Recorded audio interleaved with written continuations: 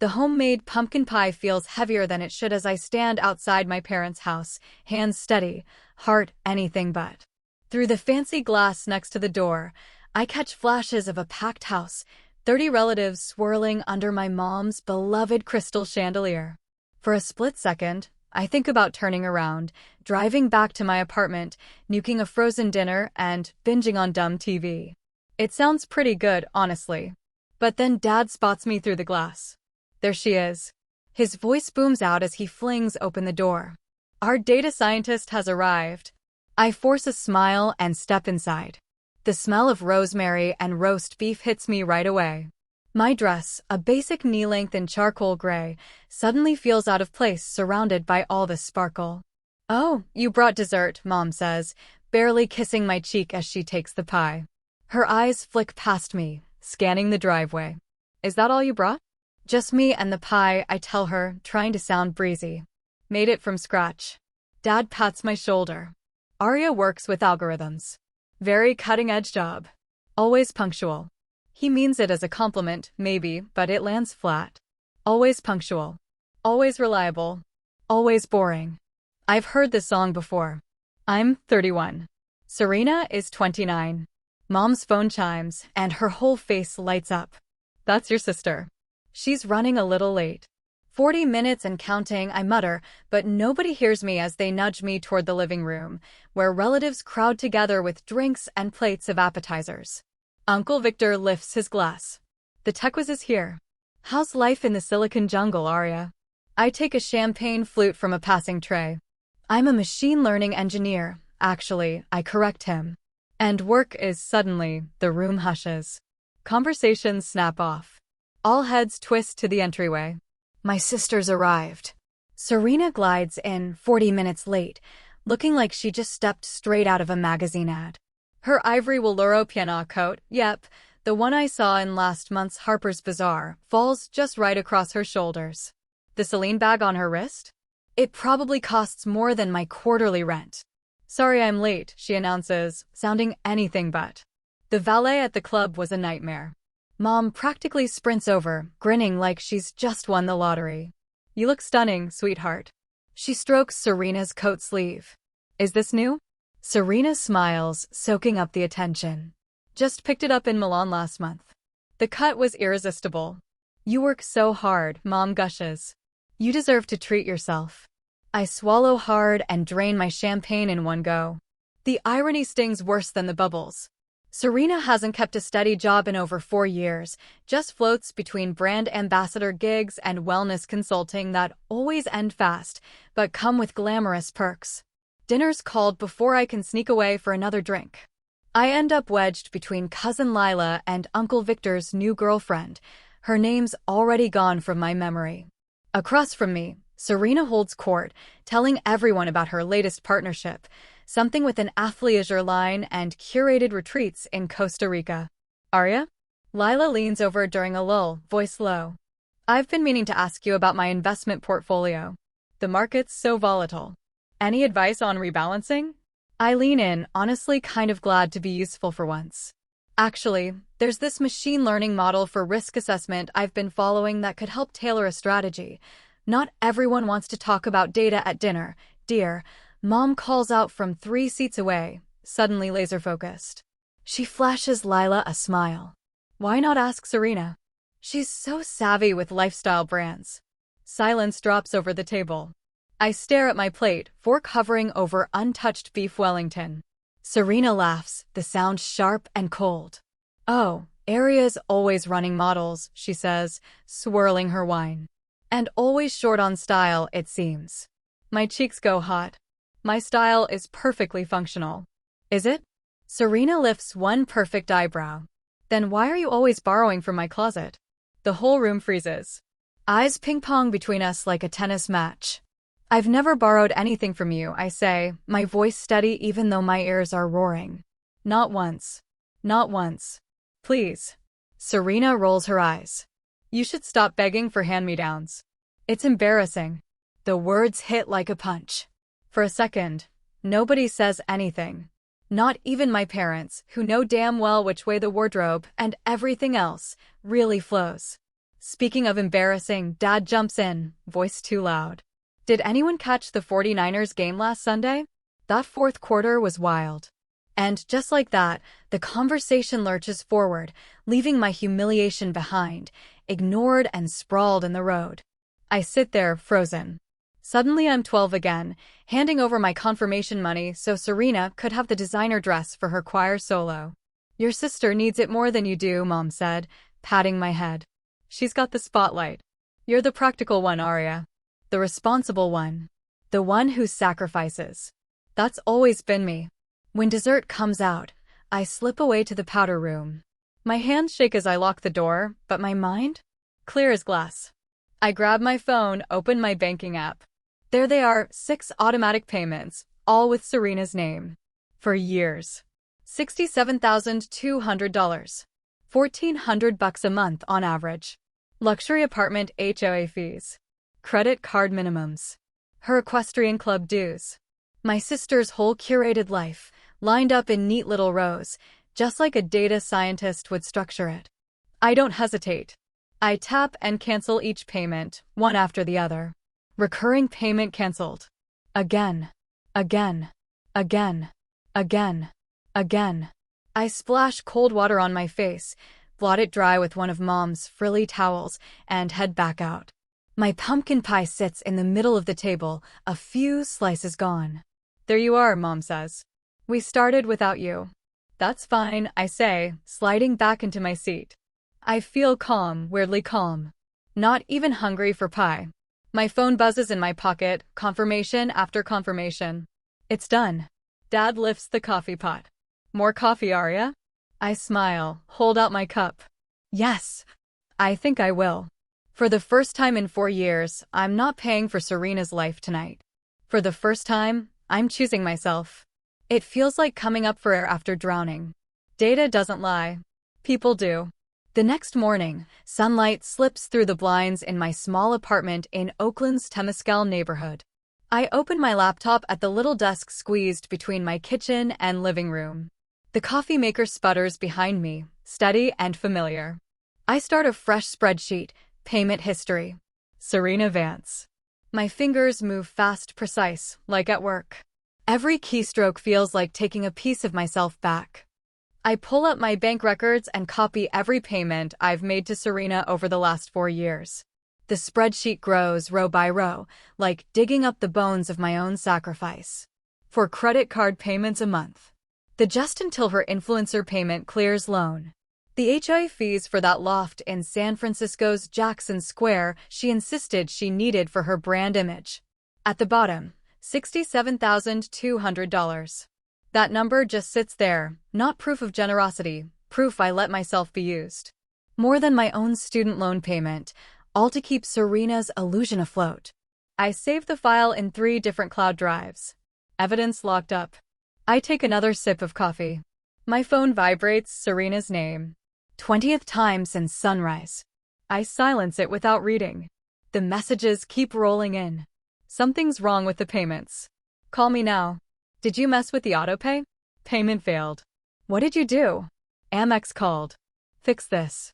HI auto decline. Call me back. Insufficient funds? What's happening? Her texts go from confused to panicked to angry. More exclamation points. 20 calls. Over 40 texts in a single day. I flip my phone face down and keep working. By mid-afternoon, I know what's coming. Mom's name lights up the screen. I answer on the 3rd ring. Arya? What's going on? Serena says you're sabotaging her. There's that edge in her voice, the disappointment. Suddenly I'm 12 again, selfish for wanting to keep my own money. I've been paying her bills for 4 years, Mom. My voice is steady. She told everyone yesterday at Thanksgiving that I beg for her cast-offs. So I stopped. A sharp breath on the other end. That's not what she meant. You know how Serena gets when she's stressed. She misspeaks. It wasn't a misspeak. It was a lie. And everyone believed her. You're being sensitive. Family supports family. I supported for 4 years. That's $67,200 of my money. A long silence. Some rustling, then the phone changes hands. Arya, it's Dad. He sounds older.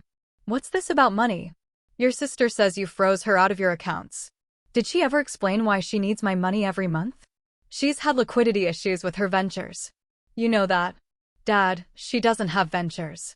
She hasn't had a real client in over 4 years. Another long pause. Then he says, "You've changed. You used to be generous." The words hit harder than I expected, but the truth is, I see things clearly now. I haven't changed. I just stopped letting people use my generosity as their unlimited credit line. The silence after that says everything. They've never thought about our family like this. The call ends in that weird, tense way, with some half-hearted promise to talk about this later, which really means, I hope you snap out of it. I barely set my phone down before it starts ringing again. Lila. Hey, just checking in. You left Thanksgiving so quickly. Her voice trails off, hoping I'll fill in the blanks. It was a tough night, I say, careful. Serena's been messaging everyone about cash flow problems. Something about you canceling a financial agreement? A bitter laugh slips out before I can stop it. I didn't cancel an agreement. I stopped subsidizing her lifestyle every month. After 4 years of funding everything. Wait, you've been funding her? But she has that incredible loft in Jackson Square. The surprise in Lila's voice tells me what I already guessed. No one knew. Serena kept up her image of success while draining my bank account. How much are we talking? Lila asks. $67,200. Jesus, Arya. She cuts herself off. No wonder you never go on trips with us. A lump rises in my throat. All those years I blamed work deadlines, or said I was saving for a condo, or pretended I preferred a staycation. The truth was simpler and a lot more painful. I couldn't afford Serena's curated life and my own at the same time. Lila hangs up, promising to keep it quiet. She won't. Not a chance. My phone buzzes with a text from Cousin Mark. Took you long enough to cut the cord. Now the truth is out, crawling through the family like a virus. All those gatherings, Serena in designer everything, me in the same rotation of work blazers. Serena bringing rare vintage champagne, me baking because eggs are cheap. Her talking about detox weeks in Sedona, me mumbling about hiking in regional parks. I close the spreadsheet, shut the laptop. The documentation's finished. Payments? Cancelled. The truth is out there. For the first time in 4 years, all $1,400 of my monthly Serena payment stays with me. I thought I'd feel satisfied, but all I get is this hollow relief. Like pulling out a splinter after you've spent years moving around it. I glance at my phone. 52 notifications already. Tomorrow will be more calls, more guilt trips, more pressure. But tonight, the data is clear. And data, at least, doesn't lie. The next morning at 7:03, my phone lights up with a family group chat notification. I squint at the screen, still warm under my comforter, and instantly regret it. Please keep Arya in your prayers during this difficult time. Serena's message reads, envy can manifest as financial sabotage and irrational behavior. I stare at the ceiling, counting the cracks so I don't hurl my phone across the room. The replies pour in. Oh no, what happened? Sending love, Arya. We're here for you. Should we organize an intervention? Nobody asks what started this. Nobody questions Serena. Her narrative is law. Suddenly, I'm the unstable one, the problem. My mother calls in minutes. Arya Marie Vance. That tone, grave disappointment, weaponized. You need to fix this. You've ruined the holiday. Fix what exactly? I ask, sliding into slippers, heading for the coffee maker. Don't play naive. Serena is shattered. Your father can barely look at his phone. We raised you better than this. The coffee maker gurgles. I measure grounds, muscle memory. Did you ask Serena what I've done? She showed me the bank alerts. All those payments canceled. Mother's voice drops to a sharp whisper. She has obligations, Arya. A reputation. Lease agreements. So do I. My voice comes out stronger than I meant. This isn't like you. The daughter I raised would never abandon her sister. I watch the coffee drip, black and honest. The daughter you raised has paid Serena's obligations for 4 years, while she told everyone I was the one begging for her leftovers. Silence, tight as a wire. I'm going to be late for work, I say, cutting her off. Tell Dad I love him. I hang up before she can get a word in and flip open Instagram. There it is, Serena's latest performance. A grainy, artistic photo of her looking out a rain-streaked window, all melancholic beauty. The caption reads, "Heavy heart when family struggles with comparison." Sending light during this shadow season.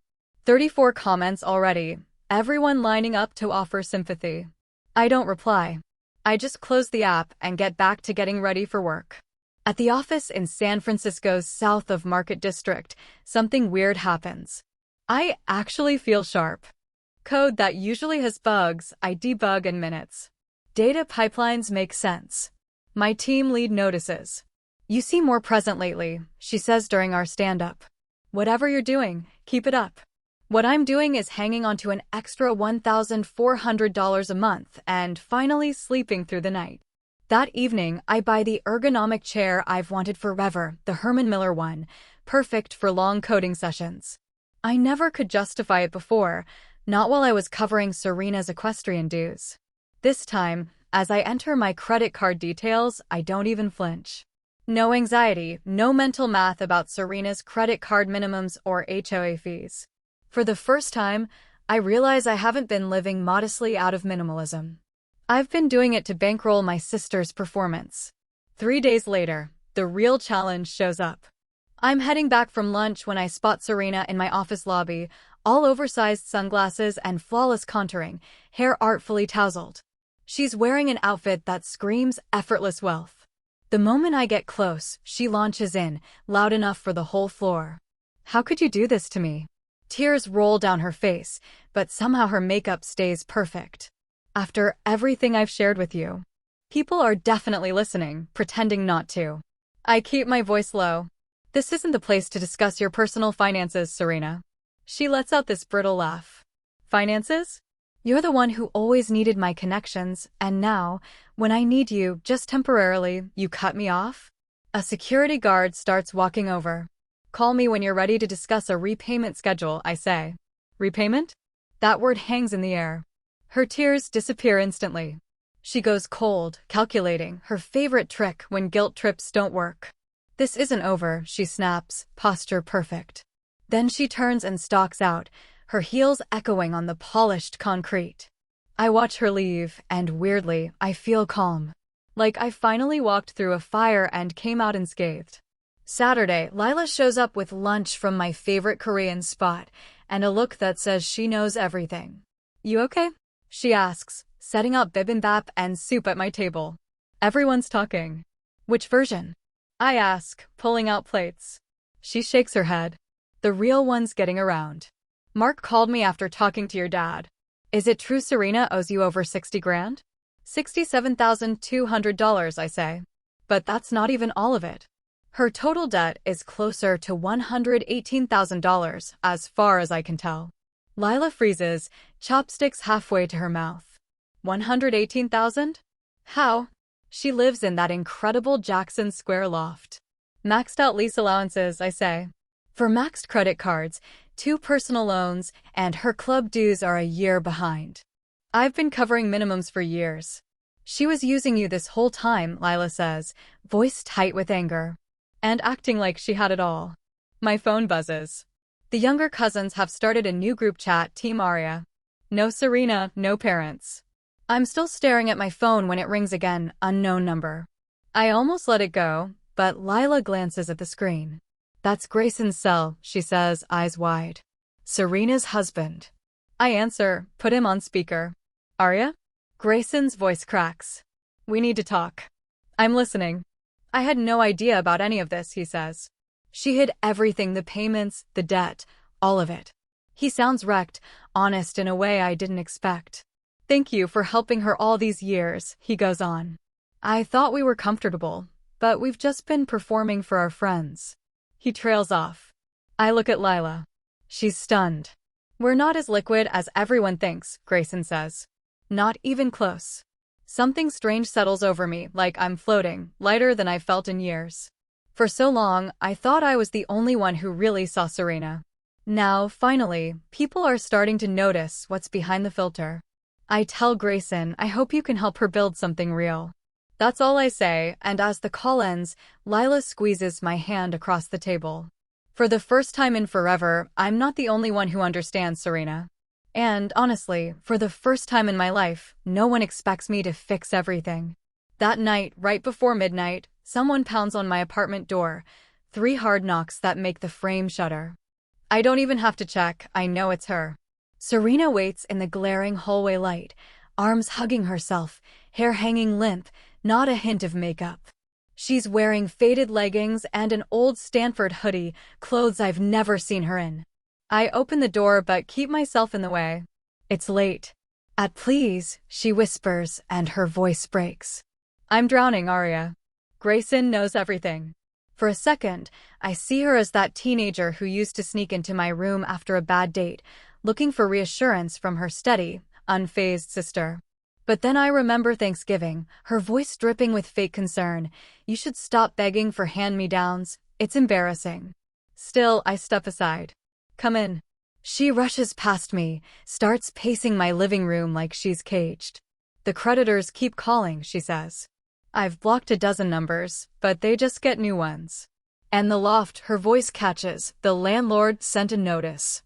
I offer her water in a plain glass. She glances at it, clearly wishing it was kombucha. Mom and Dad are devastated, she goes on, taking the glass but not drinking. You're tearing the family apart with this. Petty revenge. I sit on my couch and watch her do her thing, but I see it differently now. If I lose everything, it's on you, she says, her tone sharpening. Is that what you want? To watch me sink? I don't jump in. I let her talk herself out, let the silence grow until it gets awkward. When she finally stops, I speak. I've helped you for 4 years, Serena. She nods, eager. And I'm so grateful, she says. That's why I don't get why you'd stop now, when I need you most. I let the pause stretch. That's $67,200, I tell her. I have records of every payment. Her face shifts fast, from pleading to defensive. It wasn't that much. You're inflating it. I don't argue. I just open my laptop and pull up the spreadsheet, every row a payment, every column a category. Dates, amounts, account numbers. Notes on her calls, her excuses, her promises to pay me back when her big break landed, always just around the corner.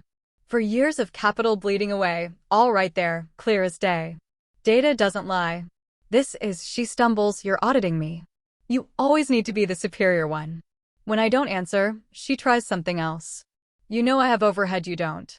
The club memberships alone, she catches herself, realizing how it sounds.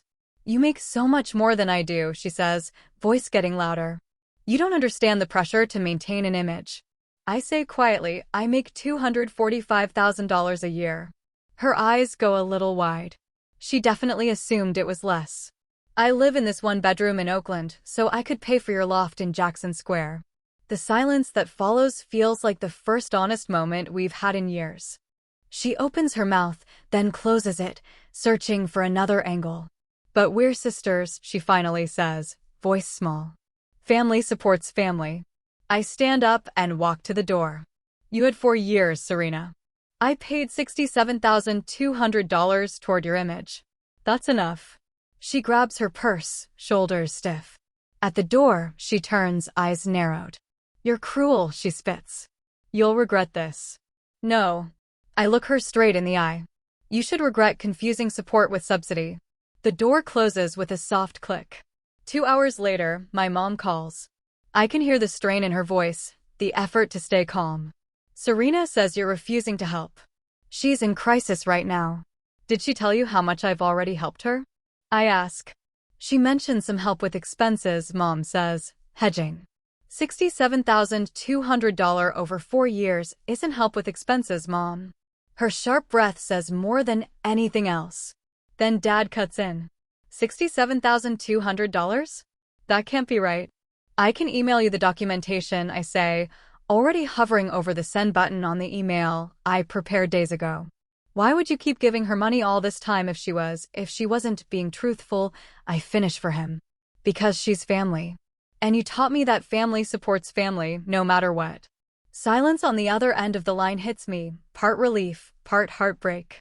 Later, the messages start rolling in. Uncle Victor. Your sister is in pieces. Where's your compassion? Aunt Diane. Family forgives. Full stop. This vindictiveness is beneath you. Then the other side. Cousin Mark. About damn time someone called her bluff. Call if you want to talk. Lila. Just heard the real story. We're all behind you. Your parents are starting to see it too. Then my phone pings the extended family group chat. I brace myself for more guilt, more pressure, but instead there's this out-of-nowhere message from Grayson. Thank you all for your concern. Serena and I are addressing some financial realities that have recently come to light. We ask for your patience and privacy. And Aria, thank you for your past support. It was not acknowledged as it should have been. It's like the old family hierarchy. Serena at the dazzling center, me quietly in the background, has finally glitched. Thanksgiving dinner split everything, before the truth and after. My dad calls, voice low and tired. I've been looking at these statements you sent. All these years you've been, he just stops, can't finish the thought that his golden child was fabricating, while his practical one was financing. We should talk, he says. All of us. Maybe Sunday dinner? Not yet, I say. The words come out before I even think. I need some space. Of course, he says. Too quickly. Whatever you need. The words sound foreign coming from him, or anyone really. Whatever I need has never been the priority before. I curl up on my couch, wrapped in the quilt Grandma made. Serena always said it was quaint. My apartment isn't any bigger, but it feels different tonight, actually mine. For the first time in years, no more secrets, no more obligations weighing me down. The money that built Serena's perfect facade is going to build my real life now. My laptop glows on the table, spreadsheet open. For years of payments, everyone a data point in the story of who I was and who I'm finally becoming. I close it and let the room go dim, just the bridge lights from across the bay slipping through the blinds. Tomorrow, I know, there'll be more calls, more family drama, more pressure to fall back into my assigned role. But right now, after finally speaking my truth, I find something I didn't expect: peace. A week later, Grayson's message lights up my phone. Family meeting. Our place. Tomorrow at 3. Just parents, you, and a few key people. This needs resolution. I stare at the words, stomach twisting. In the week since I confronted Serena, the family split into sides. Mom still calls, crying. Dad says almost nothing. Cousins pick their teams, depending on which narrative they believe. What really throws me is Grayson stepping in now. He's spent 5 years married to Serena, always avoiding family drama. At their townhouse in No Valley, smaller than Mom ever let on, Grayson opens the door before I can even knock. He looks different. Not the relaxed guy I'm used to, but focused, resolved. Thanks for coming, he says, voice quiet. This won't be pretty. The living room feels like a boardroom. Mom and Dad sit stiff and formal on the sofa. Uncle Victor's in an armchair with Aunt Diane and Grandma. Her being here means this is serious. Serena's missing. Where's I start? She'll join us shortly, Grayson says, and gestures to a single empty chair facing everyone. Please sit. I take a seat on the bench by the window, away from the hot seat. The air's thick with unspoken accusations. Mom tries a smile. This is overkill. Family issues should be handled privately. Not this one, Grayson says. He drops a thick leather folio on the coffee table. Not anymore. A door shuts somewhere. Serena walks in, no makeup, plain jeans, a cream-colored sweater. No logos, no jewelry. Her eyes are puffy, but she's not crying. Sit down, Serena, Grayson says, not looking at her. She sits, perched on the edge of the designated chair, hands clasped in her lap. Grayson stands in front of us, shoulders squared. I asked you here because it's time for full transparency. He opens the folio. Over the past years, Serena has accumulated $118,400 in personal debt. Mom gasps. Dad's head snaps up. That includes the $67,200 Aria paid, month after month, with no one's knowledge. Grayson keeps talking. The money Serena told me was from a family inheritance. Grandmother's sharp breath slices through the room. I designated no such inheritance. Now I know the depth of the fiction. Grayson fans out credit card statements on the table. They show charge after charge: net-a-porter, moda operandi, high-end yoga studios, luxury pet spas, bespoke juicing services. All this to maintain an image of wellness and wealth while we were financially ill and drowning. Father leans in, staring at the papers, disbelief spreading across his face. This isn't the daughter we know. Serena's voice turns small. I needed to keep up appearances, she says. For my brand. For us. Mother reaches for her. Darling, is any of this true? For the first time in 29 years, I hear Mom doubt Serena's story. Serena's careful persona cracks. Her tears spill over, real this time. I just wanted to make you proud. To be the successful one. By deceiving us? Aunt Diane snaps. By exploiting your sister? Her words are a gut punch. Serena tries to defend herself. I was going to repay her, but there's no conviction in it. When? Grayson's voice is steady. With what income? You haven't had a consistent contract in over 4 years. The silence after that is absolute crushing. I watch as my family finally parses the data they've ignored for years. Grayson straightens up. Changes start now. We're subletting the loft. The club memberships are canceled. Serena starts a full-time position at the wellness center's front desk next Monday. We meet with a financial counselor on Wednesday. Mom's face goes pale. But that's so public. So demeaning. Grayson doesn't back down. It's necessary. It's accountability. Dad turns to me, his eyes clouded with something I rarely see: real remorse. His voice drops. We should have seen the signs. I'm sorry, Arya. The words I've waited years for land soft, not triumphant, but genuine. I nod. I accept, but I can't forget. For once, I'm just here. I'm not the financier or the problem. I get to sit in the middle of a family system failure and just be a witness. It's strange, freeing even, and I feel the weight of it lift from my throat. The next 6 months pass in slow, deliberate iterations. The narrative shifts as the truth propagates. Serena works a reception desk, her smile strained, her eyes quieter. Grayson tracks every dollar, his dashboards looking eerily similar to my models. Mom calls now and her voice is softer, uncertain. Dad asks about my machine learning projects and actually listens to the answers. One morning in June, my phone buzzes, a bank deposit, $800. Then a text, it'll take a while, but I will repay you. I stare at the screen, thinking of that Thanksgiving when she called me a beggar. The powder room where I finally executed the stop command. The spreadsheets that documented every silent transaction. My fingers hover over the keyboard. I think of 100 lines of code, but in the end, I type just 2 words. Acknowledged. Thanks. Not forgiveness. Not yet. But maybe the connection isn't permanently severed. I hold a beeswax candle, steadying myself as I stand at the door of Grayson and Serena's rented cottage in Marin. Through the window, I see simple decorations, nothing like the opulence from last year. For a second, I want to turn around, drive back across the bridge, and spend the holiday with my code and my new chair. But I spot Dad through the window and our eyes meet. A year has rewritten more than my financial algorithms. My apartment now has that Herman Miller chair, not the old kitchen stool. My savings account has a new, healthy line of growth. The $1,400 a month I once auto-drafted now compounded in index funds. Up 15% since January. Dad opens the door before I knock. There she is, he says, but his voice is measured, respectful. Happy Thanksgiving. I step inside. The smell of roast chicken and herbs is warm and familiar. My simple navy wrap dress feels right for this table. You're right on time, Mom says, kissing my cheek, and it feels authentic for once. Serena's helping in the kitchen.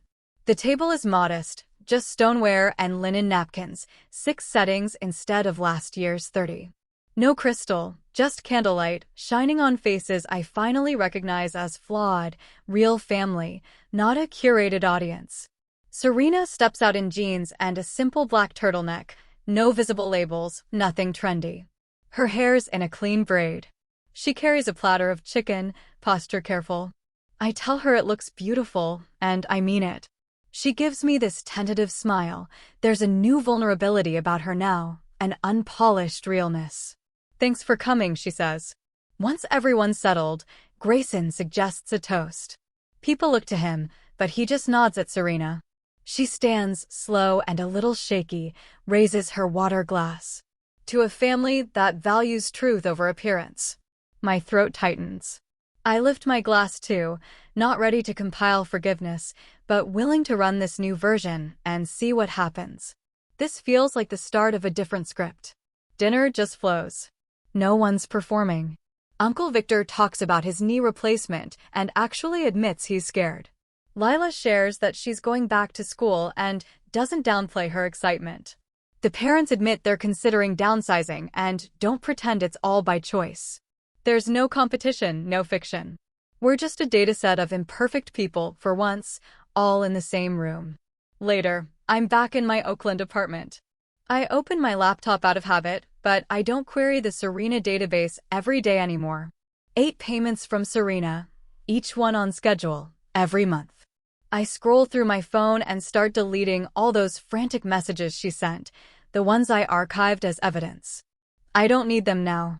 The truth is in production, and the system is stable. It's like the calm after a major debug session. I open my personal log and write down the number, $67,200. If she were just another entity in my dataset, I'd have flagged her as an outlier and removed her influence years ago. But she was my sister. Or at least, the data structure I was told was my sister. I stop writing for a second, processing what's changed.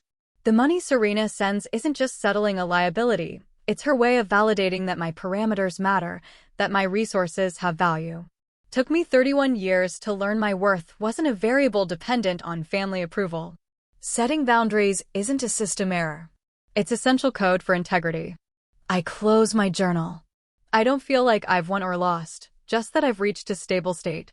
Sometimes, the most efficient code is knowing when to break a recursive loop. You can't optimize a function that keeps calling itself into a Stack Overflow. That's the query I keep running, sitting here in my quiet apartment. Given the same input parameters, what would your function return? Cut ties like I did? Enter a while loop of second chances because of shared variables? File a legal exception to recover your resources? Where do you define the threshold between a supported subroutine and a parasitic process?